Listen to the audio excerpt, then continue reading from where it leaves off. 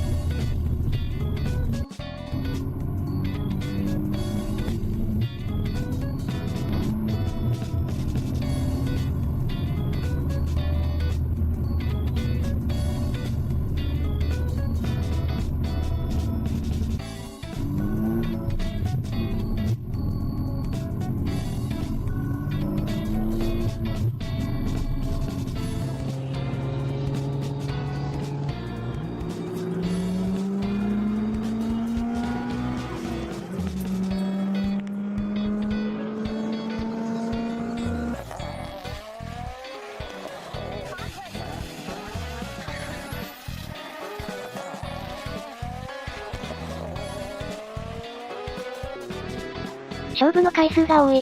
いや、何度挑んでんのさ。動画の中だけで6回は挑んでるな。それで見事に全敗してんじゃん。ダバだってもう少し頑張るよ。ヒュンダイの車は負けを宿命づけられているんだよ。しかし見ようによっては恩をあだで返しに来た恩知らずのことを、返り討ちにしている感じで気持ちいい部分もある。まあそうとも取れるな。むしろ恩師の胸を借りるなら挑む回数が多すぎる。胸を借りるなら勝負は1回だよね。そこで負けて己の無力を知ったヒュンダイ軍が、修行とパワーアップを経て、三菱さんに再び勝負を挑んで勝てたら熱い展開なんだがな。悲しいことに何度も挑んでは叩き潰されている残念な子にしか見えませんね。実際残念な子だし。動画の中の最初の勝負は走行途中からスタートしてるからそこまで、大きく差はついてないっぽいけど後半の同時スタートとなるともう目も当てられないね。ていうか動画のタイトルでヒュンダイ車のことを韓国の化け物車って、紹介してるけどその化け物にやすやすと勝三菱をはじめとした日本勢は一体何なんだろう？化け物を倒す勇者？そもそも化け物が弱すぎるだけでは？化け物といっても RPG でいうところの最初に、出てくるスライムとかゴブリンくらいなのでは？さすがに雑魚すぎるでしょ。せめて悪魔とかもうちょい強そうな化け物であれ。話脱線しちゃったけど今回はどんな車が勝負したの？よし、それじゃあそれぞれの車を見ていこう。まずはヒュンダイの方はジェネシス V6 3.8L という車種だ。ジェネシスはもう常連だよね。だってヒュンダイでこういう勝負できそうなのジェネシスしかいないし。V6 って何？ジャッツでは珍しく円満に解散したあのグループ？そっちの V6 じゃないぞ。V6 エンジンという形式のエンジンを積んでるからそこから来てる。なるほど。って言われてもわかんないんだけど。だろうな、言葉でも説明しづらいからこの写真を見ろ。このように6つのシリンダーと呼ばれる部品が3列の V 字に並んでいるタイプのエンジンを V6 エンジンと言うんだ。今までのマリサの説明で一番わかりやすかったよ。そっか今後はおつむが残念な霊夢のために画像用意しておくわ。ありがとう。でも前半が余計。3.8L の意味は？それは排気量だ。排気量は前に教わったね。排気量が大きいほどパワーがあるんだよね。そうだ。続いては三菱の方を見ていこう。三菱の方の車はランサーエボリューション通称ランエボと呼ばれる車だ。なんか峠を攻めるのが好きな人が乗ってそう。イメージの偏り具合よ。まあ車好きが乗る車ではある。やっぱり、走行性能に優れているから国内外を問わず人気の車種だ。へえ、人気があるがゆえに盗難被害も多くてな。途中のモデルからは、イモビライザーという盗難防止装置が標準装備になった。すごいね。っていうかちゃんと買いなさいよ。グレードにもよるが中古でも400万円を超えるものもあるからな。お金がないけど欲しいという熱狂的なファンが暴走して盗難するケースもあるんだ。盗んでまで乗りたいとかどんだけ。そんな熱狂的なファンがいることからカルトカーなどと呼ばれることもある。そこまで行くと怖いわ。ランエボ自体は2015年に発売されたファイナルエディションで、終了しているから今も中古車市場では高値で取引されている。カーマニアって金額関係ないんだよね。ちなみにファイナルエディションのキャッチコピーはすごくかっこいいぞ。どんなの？走りに来た、という誇り。かっこいい。ヒュンダイ社からはどうひねっても出てこないフレーズだろ。もうこのキャッチコピーだけでランエボさんの勝利です。通算24年、世界中のカーマニアを熱狂させた車の最後の一言には多くのマニアが涙した。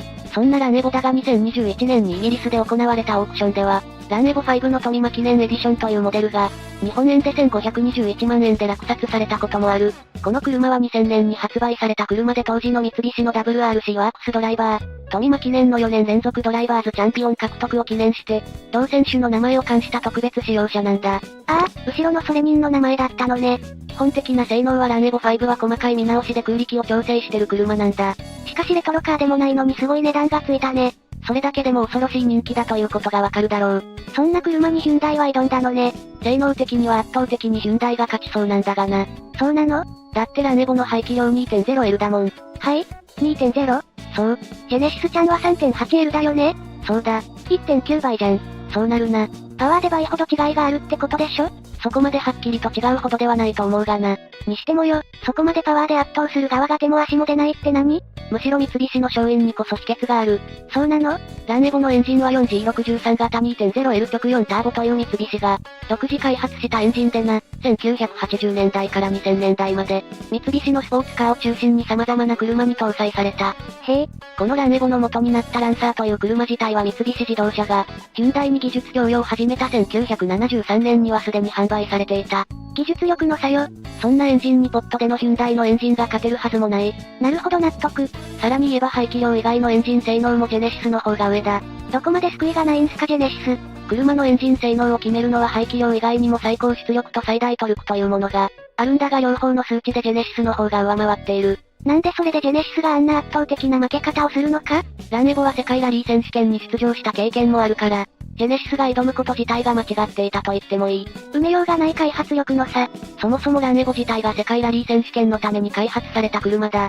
開発目的自体が速く走るためだからジェネシスと比べるのもかわいそうになってくる。ジェネシスはそこまで走行性能を伸ばそうとしたわけじゃないからな。それヒュンダイ側の言い訳にしか聞こえませんが？そんな勝負をしていたヒュンダイと三菱自動車だが特段仲が悪いわけじゃない。え？そうなの？むしろ、日本の自動車メーカーの中では仲はいい方だ。なんで？負けても勝負を仕掛けてくるうざいやつだよ。そもそもヒュンダイに技術供与してあげた時の、社長の久保さんが新韓派だったという説もある。へえ、そうなんだ。それは韓国の東亜日報の主張だから定かではないがな。でもどの道ヒュンダイは日本に足向けて寝れないでしょう普通。さっきも言ったが寝れるぞ。それどころかヒュンダイのせいで三菱はオランダに、持っていた工場を閉鎖することになったからな。なんで？ヘイトスピーチでもしたの？ 2012年のことなんだがな、当時ヒュンダイがヨーロッパに、攻勢をかけていた煽りを受けて三菱自動車の売り上げが落ち込んでしまったんだ。結果的にオランダ工場は閉鎖され三菱は大打撃を受ける結果になった。何してくれてんのヒュンダイ。レースを挑んだことはまだしもこれは完全に恩をあだで返したと言える。マジで久保社長の前で土下座して謝れ。残念ながら久保さんはすでに奇跡に入っているからそれはできないが、墓前に詫びを入れてもいいんじゃないかと思うな。三菱とヒュンダイは資本提携するほど仲が良く、2003年には、自動車の共同開発まで立ち上がっていたのにもかかわらずこの仕打ちだ。本当に墓に土下座しろ。むしろ三菱自動車さんはヒュンダイと縁を切った方がいいと思う。ここまでされて許してたらヒュンダイがつけ上がっちゃうよ。まあこのご時世どうなるかは誰にもわからん。そんなヒュンダイが三菱やトヨタなどのお膝元である。日本20年ぶりに殴り込みをかけてきたわけだ。知ってる、どんな賞賛があって乗り込んできたのかわからないけど。しかし日本でヒュンダイがヒットする可能性は低いと言っていいだろう。ライバル多すぎるもんね。それにしてもヒュンダイさんはなんでこんなに、私たちに面白ニュースを提供してくれるんだろう？ヒュンダイは会社を挙げて世界中を笑いに包もうとしてるんだ。展開する事業を間違えてませんかね？これからもヒュンダイさんが提供してくれる、面白ニュースを追っていこうじゃないか。次はもっとお腹抱えて笑えるやつお願いします。それじゃあ、今回はこの辺で終わるぜ。ということでご視聴ありがとうございました。